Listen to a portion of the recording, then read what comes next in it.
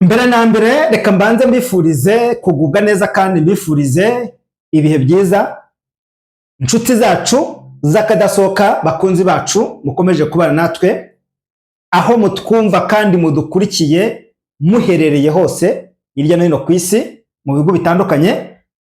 Tubifurije imigisha y'Imana kugira ngo ikomeze ibane namwe mu bikorwa byanyu, mu kazi kanyu, mu mirimo yanyu yose mukomeje kugenda mukora. Nkuko natwe twabyemeje rwose tubazaniye amakuru akomeye cyane, ni amakuru udakwiye gucikwa. Ni amakuru udakwiye gucikwa, impinduka ni nyinshi. Ibintu byasubiye ibubisi. Imirwano irimo iravuza ubuduha. Ibintu bikomeje kurushaho kuba bibi cyane. Dufite amakuru menshi cyane y'imirwano ikitwa intambara.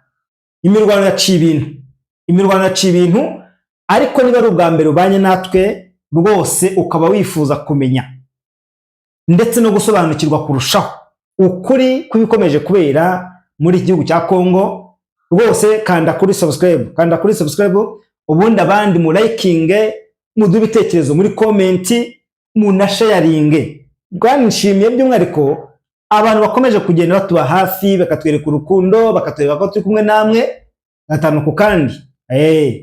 Kuri uyu mugoroba rero dufite byinshi cyane byo kuvuga, ariko nanone ibintu byadogereye muri Kivu y'Amajyepfo ndetse no muri Kivu y'Amajyaruguru. Tumaze iminsi tubabwira ko Minembwe yazengurutswe cyangwa se Minembwe yagoswe n'ingabo z'igisirikare cya Kongo FARDC kumwe na Wazalendo, ariko ingabo z'u Burundi arizo ziyoboye. Kuri uno mugoroba rero nta kindi tubazaniye, ni amakuru ateye ubwoba cyangwa se amakuru ababaje, kuko nyuma yuko mu gace bita Rwitsankuku hibasiwe n'ibitero by'indege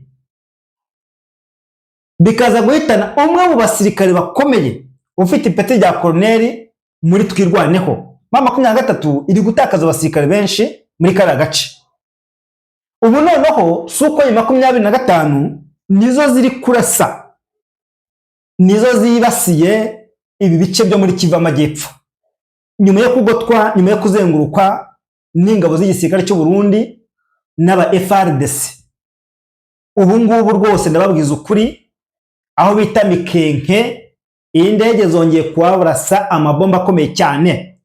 Uretse kano gace tugiye kugarukamo na operasiyo zakozwe kugira ngo abantu babashe kumenya ese ibi bintu bimeze bite. Hari hashize iminsi ingabo z'igisirikare cya Kongo ndetse na Wazalendo bigaragara ko barushije ingufu cyangwa se imbaraga M23 ndetse na Twirwaneho. Iyo turi kuvuga ibi ngibi haba hari ibimenyetso bifatika, kuko mu gihe ingabo z'igisirikare cya Kongo FARDC n'abambari bazo cyangwa se nabo bakomeje kugenda bafatanya, bakomeje kugenda basubiza inyuma Twirwaneho na M23, kuko babavanye muri Warungu, muri Mwenga, muri Warungu, muri Mwenga, muri Fizi ndetse n'ahandi hose hajya hatandukanye. Uretse kandi bino bice byo muri Kivu y'Amajyepfo byo muri Mikenke, ubu ngubu muri teritwari ya Masisi hari imirwano y'akasamutwe hagati ya M23 Wazalendo ahitwa muri Kibanda. Hano turaza kuhagaruka. Hano rero muri Kivu y'Amajyepfo kuri iki gicamunsi cyangwa se mu masaha y'igicamunsi kuri uyu wa gatanu w'itariki 21 nibwo izi ndege z'intambara zarashe. Ubundi abantu bari bamenyereye ko izi ndege zifashishwa mu gihe cya mu gitondo cya kare, cyangwa se bakitwikira ijoro bagakoresha za drone za CH4, ariko ubu noneho zagabye ibitero ku manywa y'ihangu.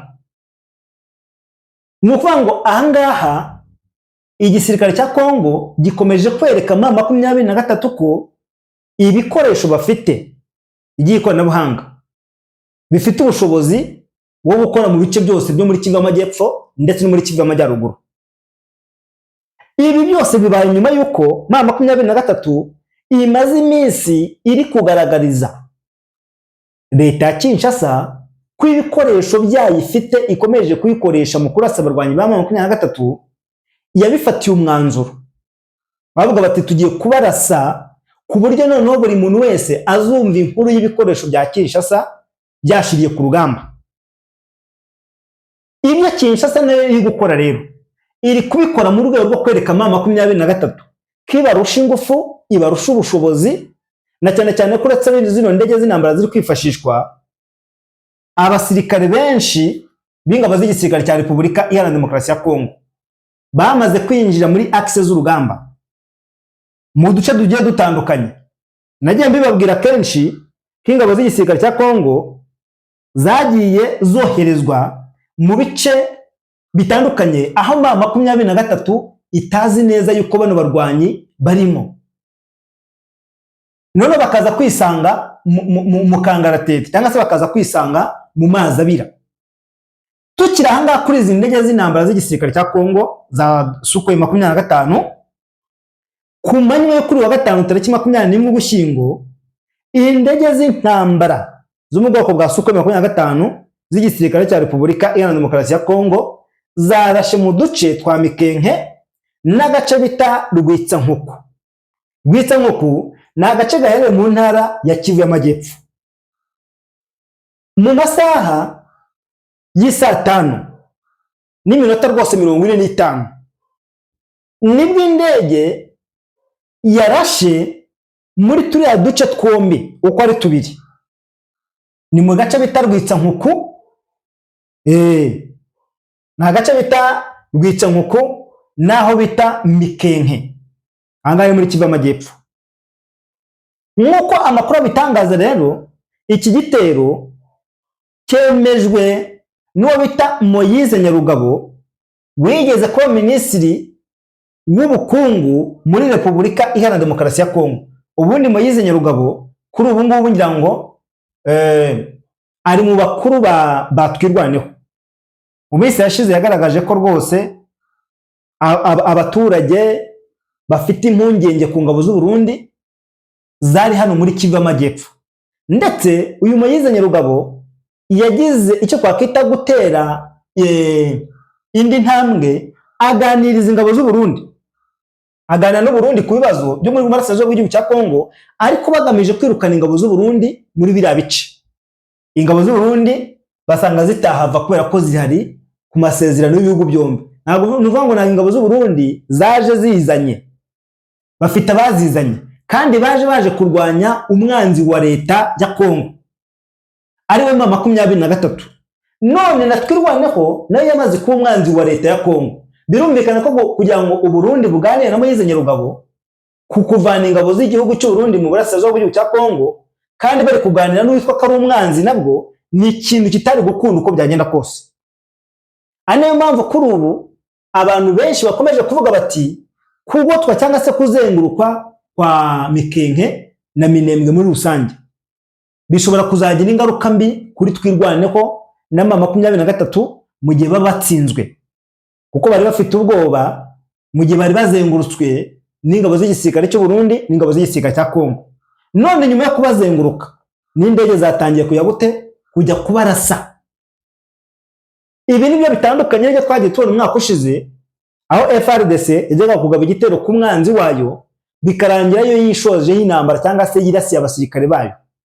Ibi rero byamaze kubonerwa igisubizo ndetse n'umuti. Ari nayo mpamvu Perezida Tshisekedi kuri ubu akomeje gushimangira ko uretse na bino bice byo muri Kivu y'Amajyepfo, avuga ati rwose n'umujyi wa Bukavu n'umujyi wa Goma bigomba gusubira mu maboko y'ingabo za leta. Tukiri aha ngaha turaza no kureba muri Oso,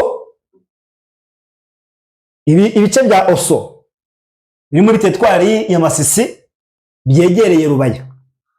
Noneho uyu Moise Nyarugabo we yanditse ku rubuga rwe rwa X aravuga ati indege z'intambara nanone zongeye kurasa muri Mikenke.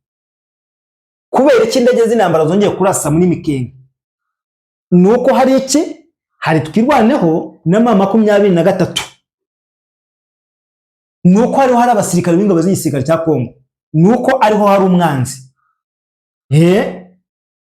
Noneho ni mu masaha y'isa 6:45 aho muri Mikenke guha ikaze Emile wa Katari umuhuza cyangwa se kumuha ubutumwa indege y'intambara ya Sukoyi imaze kurasa inshuro ebyiri umudugudu wa Mikenke.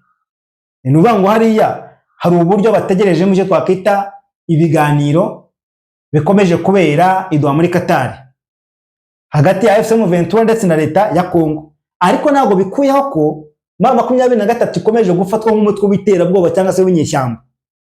Nubwo bari kuganira ntabwo ibiganiro biri kugera ku ntsinzi cyangwa se biri kugera kuri gahunda bihaye. Ntabwo ibiganiro biri kugera kuri gahunda bihaye. Uyu ngo Moise Nyarugabo yavuze ko ahantu harashwe ari ahari inkambi y'Abanyamurenge, aba ngo bavuye mu byabo ndetse hari n'abamara hari n'umunara wa sosiyete w'itumanaho ya Vodacom, ubwo nabo bawurashe. Kugeza kuri ubu ngubu ntabwo haramenyekana ngo haguye bangahe, abakomeretse ni bangahe, ibi ntabwo biramenyekana. Gusa kuri uyu wa gatanu rwose biravuga ko ngo nyuma y'ibintu bitero bya Sukoyi 25 ikibuga cy'indege igikuba ngo cyacitse gicika mu baturage, abanyeshuri, ababyeyi, abo bose bahungiye mu mashyamba mu mvura y'amahindu. Nuvuga ngo ubwo bumvishije ibyabaye bakurwa mu byabo inzu bazisohokamo baragenda. Ibitero by'indege barabizi hariya. Izi ndege zikomeje kwibasira icyo twakwita ibirindiro bya 23 inyubako z'abaturage mu gihe Kinshasa zivuga ko ngo ziba zirimo abanzi cyangwa se bacumbikiye abanzi, kuko babona twirwaneho n'abarwanyi ba 23 ubundi ahantu baherereye kuri ubu ngubu baba bakomeje gukurikiranwa n'ikoranabuhanga ry'ingabo z'igisirikare cya Kongo. Nuvuga ngo ni ibikoresho byo mu kirere nibyo bibakurikirana. Nuvuga ngo ntabwo bashobora gukora wenda tuvuge foreign guhura ku manywa y'ihanga. Ahangaba bari muri risike zo guhura n'ikibazo gikomeye cyane. Umuntu wese ufite imbunda hariya barabanza bagatanga sinyare y'aho bagomba kurasa. Tumaze iminsi ureba hano indege zarashe mu Mikenke zinarasa n'agace bita Rwitsankuku. Iyi Rwitsankuku niyo yari imaze iminsi yigaruriwe n'ingabo z'igisirikare cya M23 ndetse na twirwaneho.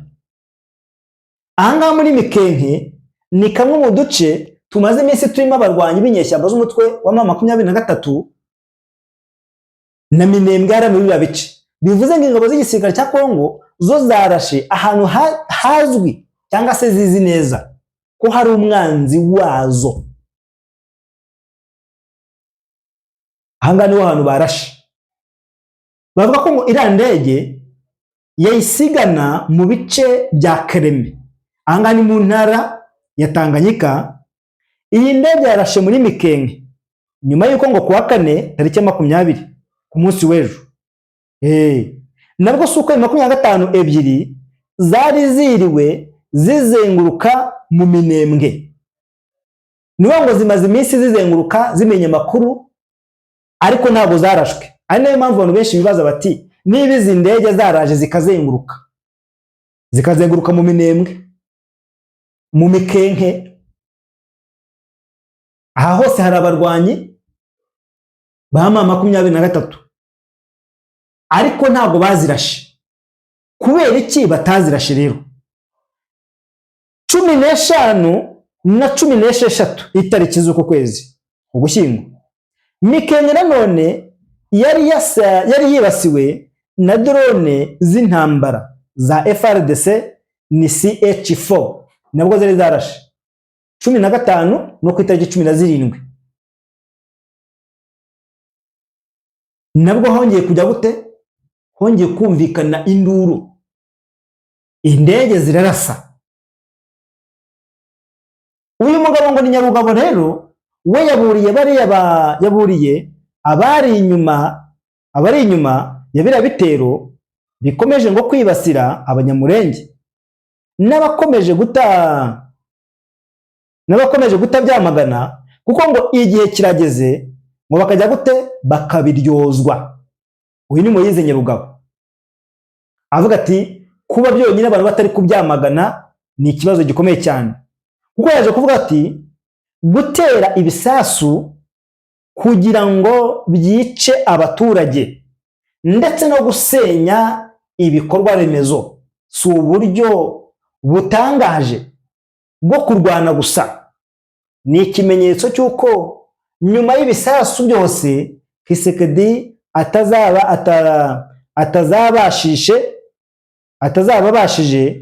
ngo kwigarurira na santimetero imwe, ahubwo ngo bikaba ngo ari igihamya cy'ubugome ndetse n'icyizere cy'uko ubutegetsi n'ubuyobozi wabwo batazatsindwa.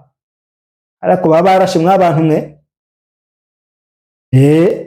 baba barashe rwose, baba barashe ibintu bimeze nabi n'umuriro.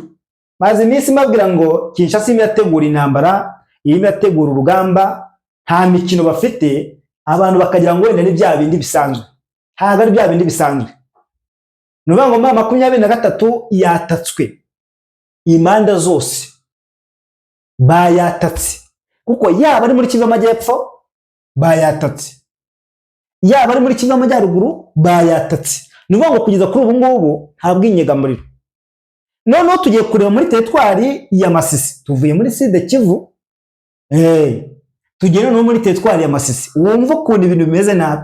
Nababwiye ngo Rubaya igisirikare cya Kongo kirimo kiragira amajanja, bati reka umujyi wa Goma Tshisekedi aravuga ati njyewe nashyizeho itsinda rigomba gukurikirana kuba uyu mujyi n'ikibuga cy'indege cyamaze gufungurwa, bikozwe na leta ya Kinshasa. Ariko ibi byose hari icyizere cy'ibikoresho leta ya Kongo Kinshasa iri kugura.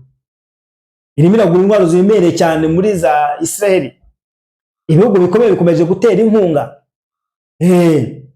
Imirwano hagati y'inyeshyamba za M23 Wazalendo noneho yongeye kuvugwa guhera mu gitondo cya kare kuri iyi tariki 21 kuwa gatanu z'ukwezi kwa 11 2025, ni Ugushyingo nyine.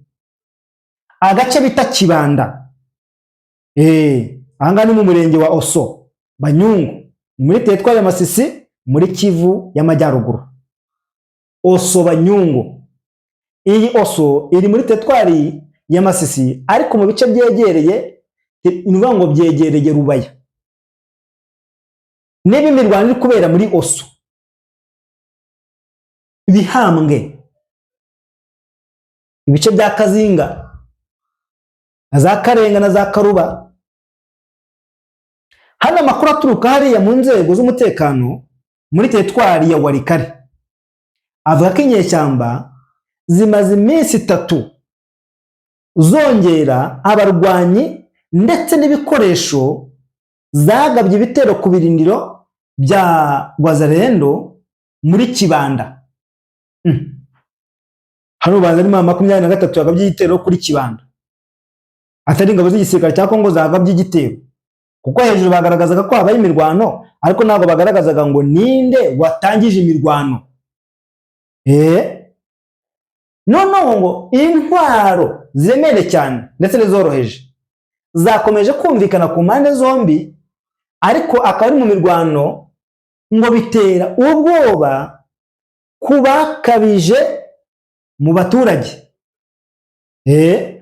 Aha rero ngo ni mu gace mu baturage bo muri Kibanda ndetse no mu midugudu ihakikije, guhera unuvuga ngo Kibanda n'indi midugudu ihakikije. Ahangaha hari icyo bita intambara y'akasamutwe. Hari intambara y'akasamutwe, hari imirwano iteye ubwoba. Noneho nk'uko amakuru abitangaza, ikinyamakuru rwose cya Actualité CD kiratangaza ko inyeshyamba za 23 zateye Kibanda, ariko zateye Kibanda ziturutse aho bita Kasopo. Ahangaha amaze iminsi yabaye imirwano n'ubundi. Hamwe mu hari ibirindiro byabo bikomeye cyane muri kariya karere.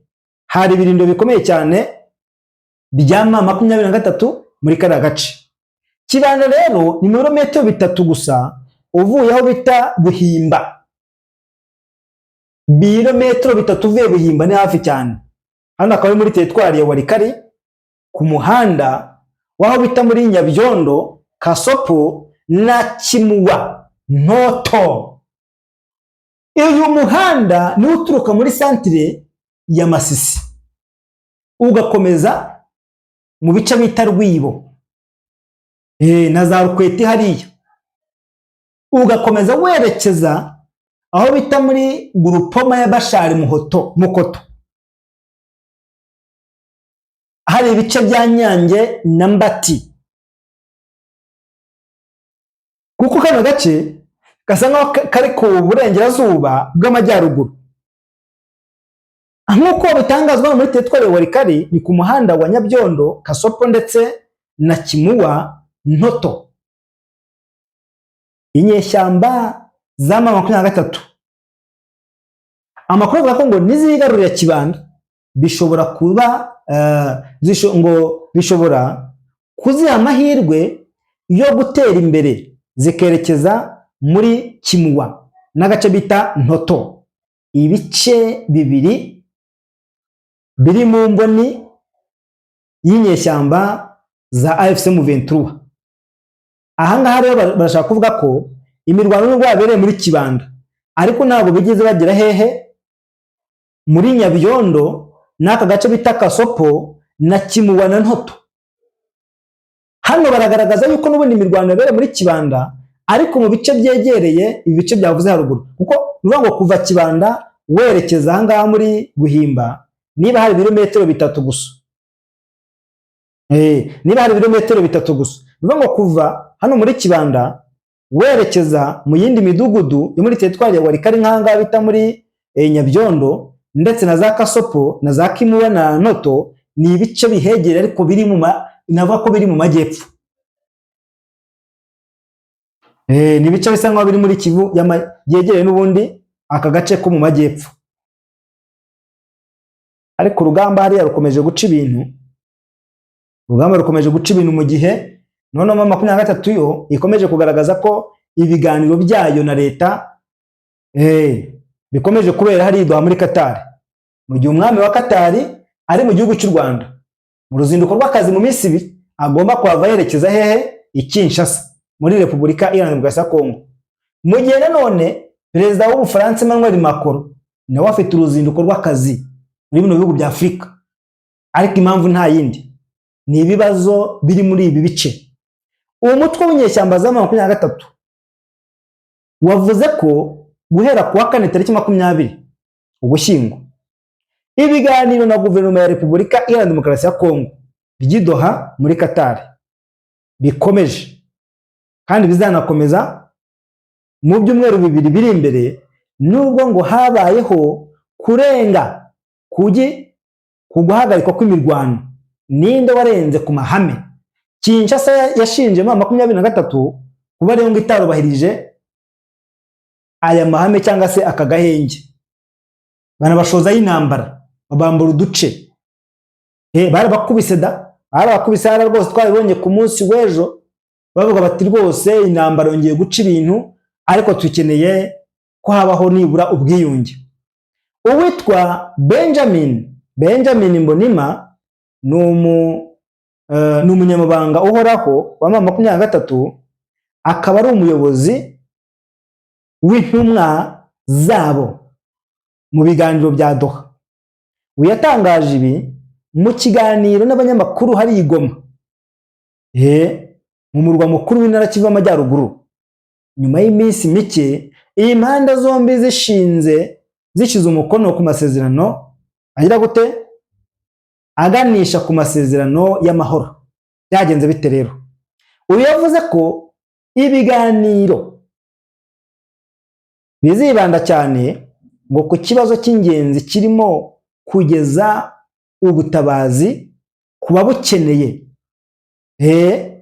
Rwose ngo ku babukeneye, garanti z'ubucamanza ndetse n'uburyo bwo kurekura imfungwa mu masezerano. Ariko hano hari ibyo 23 yamaze guhakana, nko kugeza ubutabazi bw'ibanze ku baturage. Nyuma y'uko Kisekedi atangaje yuko agiye gufungura ikibuga cy'indege cya Goma by'agateganyo, izi nyeshyamba zabiteye utwatsi burundu, zinagaragaza ko mu bice barimo rwose ngo nta kibazo na kimwe abaturage ngo bafite. Kisekedi aravuga ati mu bibazo dufite rwose ibice twebwe turimo tugenzura abaturage babayeho neza, nta kibazo bafite, umutekano ni wose. Ariko imiryango mpuzamahanga, ibihugu bikomeye bikagaragaza ko intambara yabaye mu ntangiriro z'uyu mwaka, ifatwa ry'umujyi wa Goma n'umujyi wa Bukavu byateje ibyago byinshi, abaturage bakurwa mu byabo bajya mu nkambi zigiye zitandukanye. None ino miryango ivuga ko abaturage bamwe bakomeje kuba mu buzima bubi, batabasha kubona ibyangombwa by'ibanze, na cyane ko inkunga ihari ahubwo kuyigeza ku bayikeneye aricyo kibazo. Mu gihe M23 yahakanaga ibyo gufungura ikibuga cy'indege cya Goma ngo cyifashishwe mu buryo bw'ubutabazi, Kinshasa yisi igaragaza ko ari mu buryo bw'ubugome ndengakamere M23 idashakira abaturage bari mu biriya bice. Noneho bize no kugongana n'amasezerano z'inyeshyamba zisinye ubwazo. Icya mbere banza yuko bafungura ikibuga cy'indege bagaragazwa nk'inkozi z'ibibi zidakeneye ko abaturage bagira uburyo bafashwamo. Abibuka intambara ya Isiraheli ndetse na Hamasi mu minsi ishize, hariya muri Palestine, basenya amazu, basenya amasoko, bagasenya amashuri, bagasenya buri kimwe cyose, imihanda bagashyira hasi.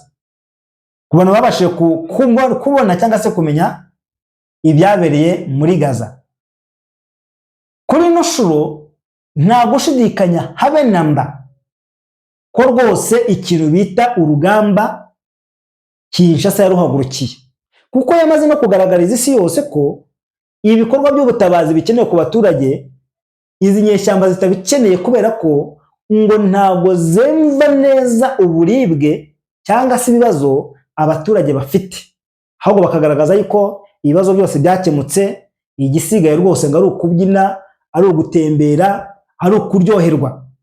Noneho rero uyu yaburiye ko imirwano ngo bakomeje kuyihuramo n'imitwe yitwaje intwaro ishyigikiwe na leta. Avuga ati ibingibi bishobora rwose guhungabanya ishyirwa mu bikorwa ry'amasezerano y'amahoro. Umuvugizi wa guverinoma ya Repubulika Iharanira Demokarasi ya Kongo, Bwana Patrick Muyaya, uyu yavuze iki?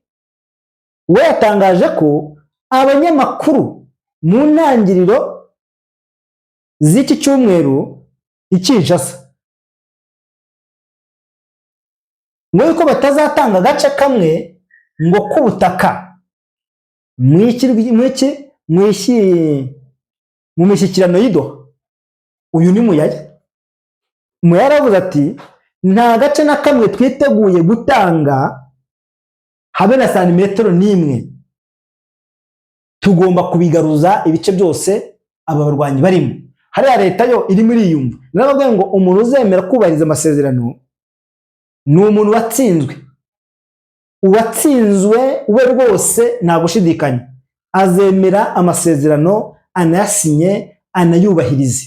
Ariko uwatsinze we bizagorana kugira ngo byumvikane. Ahubwo ngo hari ingingo ze M23 yasinye zigonga nyuma yuko nayo yabonaga yuko itazazubahiriza. Uyu rero nashimangiye ko ubusugire bw'igihugu butagirwaho impaka mu gihe guverinoma ikomeje kwiyemeza kugirana kugarura amahoro mu burasirazuba bw'iki gihugu. Ati ubusugire bwo rwose tugomba kuburwanaho mpaka. Mu cyumweru gishize guverinoma ya Repubulika Iharanira Demokarasi ya Kongo na M23 bashyize umukono ku masezerano rwose cyangwa se amahame shingiro y'amasezerano y'amahoro. Ibi byose biri muri gahunda yo kurangiza intambara yo mu burasirazuba bw'iki gihugu i Doha, bigizwemo uruhare rwose na Qatar. Guverinoma ya Kongo n'ihuriro ry'imitwe yitwaje intwaro AFC M23 bashyizeho kandi umukono bashyize umukono ku itangazo ry'amahame yo guhagarika imirwano muri Nyakanga i Doha. Ariko nanone iyi mirwano irakomeje kuba hagati y'ingabo za leta n'inyeshyamba za M23. Impande zombi rwose ngo zishinjanya kurenga ku guhagarika iyi mirwano. Ubu neza bakomeje kwitana ba mwana. Umwe ati ni wowe, undi ati ni wowe. Umwe ati ni wowe, undi ati ni wowe.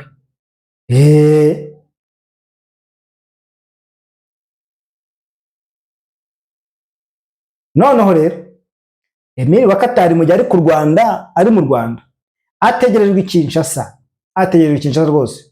Umuyobozi w'ikirenga wa Qatar bamwita ngo ni bamwita ngo ni Sheikh Tamim bin Hamad bin Khalifa Al Thani, amazina maremare hariya, yageze i Kinshasa muri Repubulika Iharanira Demokarasi ya Kongo nyuma yo gusoza uruzinduko yagiriye mu Rwanda. Yamaze gukandagiza ibirenge. Ni kuwa kane tariki 20 Ugushyingo nibwo Emile wa Qatar yari yageze mu Rwanda, aho rwose yakiriwe akaganira cyangwa se akajyana ibiganiro na nyakubahwa perezida w'igihugu cy'u Rwanda Paul Kagame. Umukuru w'iki gihugu rwose abinyujije ku rukuta rwe rwa X yavuze ko rwose bagiranye ibiganiro bitanga umusaruro, bagiranye ibihe byiza cyane rwose. U Rwanda rwaranamugabiye, umukuru w'igihugu cy'u Rwanda yamugabiye inka rwose hariya. Naho ndayishimiye umuvandimwe wanjye akanaba inshuti yanjye rwose Tamim Mohamed Al Tamim kubw'uruzinduko rwe mu Rwanda ndetse n'ibiganiro bitanga umusaruro twagiranye n'u Rwanda. Rero ngo rurashima cyane ubufatanye bukomeye dufitanye leta ya Qatar ndetse n'ubucuti bwihariye ubu ngubu bukomeje kuyobora rero ubufatanye bwacu. Perezida Paul Kagame ibi yabinyujije yabishimangiye ko ngo yiteguye gukomeza intambwe yateguwe mu ruzinduko rwa Emile wa Qatar ndetse no guteza imbere ibikorwa by'ingenzi by'ingirakamaro kandi binahuriweho by'inyungu z'ibihugu byombi, ubwo ngo hagati y'u Rwanda ndetse na Qatar. Uyu rero ngo Tamim bin Hamad Al Thani ubwo yageraga hari i Kinshasa nyuma yo kuva i Kigali rwose ngo yakiriwe ku kibuga cy'indege cya Njiri na Perezida Felix Antoine Tshisekedi w'iki gihugu cya Kongo. Noneho rero umuvugizi wa Perezida Tina Salama we yatangaje ko ngo uruzinduko rwa Emile wa Qatar rugamije gushimangira umubano ndetse n'ubukungu hagati ya Kongo na Qatar, ibihugu bibiri ngo by'inshuti magara. Ibihugu ngo ni inshuti rwose, ngo ni inshuti birango z'akadasohoka. Buriya inshuti y'akadasohoka ni inshuti bikomeye cyane hariya. Reka twegere noneho hehe muri Ukraine butimeze bite rero. Uburusiya bwongeye gushwanyaguza burarasa ku buryo bukomeye cyane.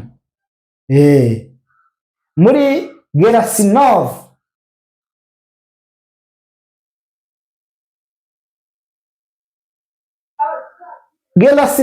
yavuze ko ubu rwose umujyi ugenzurwa byuzuye n'ingabo z'Uburusiya, mu gihe kandi Putin we yasuzumye uko rwose urugamba ngo rwifashe muri rusange kandi ngashima imikorere y'ingabo z'Uburusiya. Kupyasi ni ihuriro rikuru ry'ibikoresho hafi rwose y'uruzi rwa Oskol. Ifatwa ryayo ngo riha rwose ngo umutekano Uburusiya muri kariya karere kandi ngo binafasha gutera imbere bwerekeza iburengerazuba. Uburusiya bukomeje kugabana ibice byo muri Ukraine. Muri iyo nama ya Gerasimov yavuze ati imitwe rwose y'itsinda ry'uburengerazuba yabohoye umujyi wa Paiski. Yavuze ko ingabo za Ukraine ngo zarimbuwe ngo ku mbohe n'ibumoso ni ibumoso bw'umugezi, kandi ko rwose ngo ibikenewe byose byari byateguwe kugira ngo zigira gute ngo ziyamanike. Hari abarumanikisha amaboko bavuga ati manike mwebwe mwatsinzwe. Abantu barayamanika da kuko Uburusiya nta mikino baba bufite. Ngo Gerasimov kandi abasirikare benshi ba Ukraine abasirikare benshi ba Ukraine ngo biteguye kwitanga ngo kuko baterwa ubwoba n'ubuyobozi bwabo. Ati rero abenshi muri bo batewe ubwoba bwo kurera gute bwo kuraswa cyangwa se ngo kurimburwa na drone z'intambara.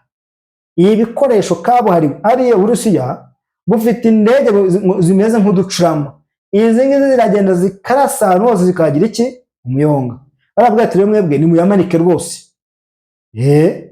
Yanavuze ko izi ndege zishaka kubibasira n'ibikoresho ngo rurangiza. Ngo biteguye kurangiza rero iyi ntambara bakoresheje drone ngo zishobora kurangiza iki gikorwa ngo bonyine.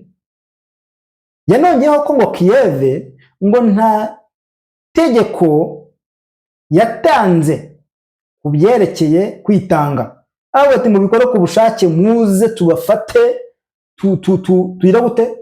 tubarase, muze mwitange tubafate cyangwa se niba byanga tubarase.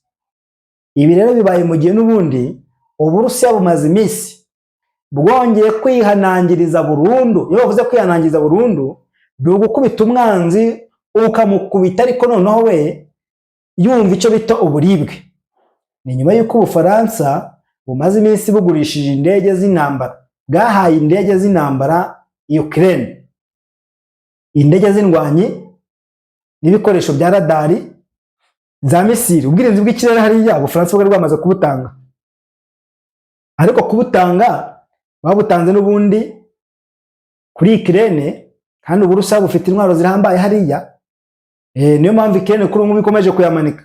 Aho yerekeje hose ni ukuyamanikishwa, aho yerekeje yamanikishwa. Ubu bamaze gufata ibice byinshi, bamaze kubigabagabana cyangwa se kubijya gute kubyigarurira. Ukurusha imbaraga yo gukubita. Hari Uburusiya bufite tekinoloji iri ku rwego rwo hejuru byayo, mu gihe Ukraine ikomeje gutega amaboko yataka ibihugu yavuga ati nyamuneka nimuduhereze twirwaneho. Reka nanjye mbashimire ngirana ibihe byiza kuri mwese. Asiga ubundi amakuru yacu yo nakagaruka nkuko bisanzwe.